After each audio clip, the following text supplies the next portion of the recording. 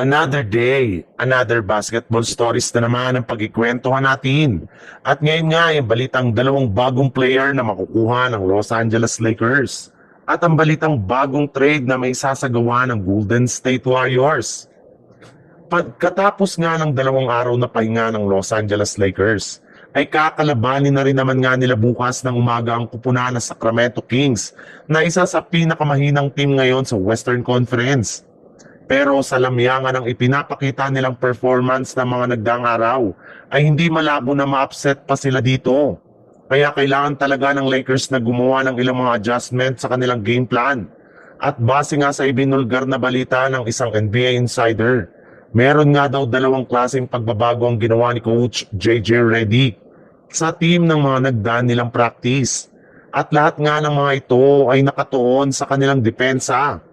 Kailangan nga daw ng lahat ng kanilang mga manlalaro na mag-double effort sa tuwing nasa loob sila ng court. Hindi nga sila dapat mag-asahan lamang kailangan nga nila dito na magtulungan pagdating sa switching at pag-box out. Bukod rin dyan, nilinaw na ni Coach JJ Redick na hindi talaga epektibong paglalaro ng sabay ni Luka Doncic at Austin Reeves. Gayong sinasamantala nga ng kanilang mga kalaban ang kahinaan ng kanilang depensa. Kaya kailangan nga nila na ang tandem si Doncic sa mga defensive player katulad na lang ni Marcus Smart at Jared Vanderbilt upang hindi madehado ang kanilang kupunan.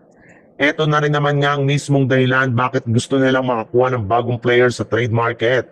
Kagaya na lang ng kanilang mga target na sina Keon Ellis at Malik Monk mula sa Sacramento King.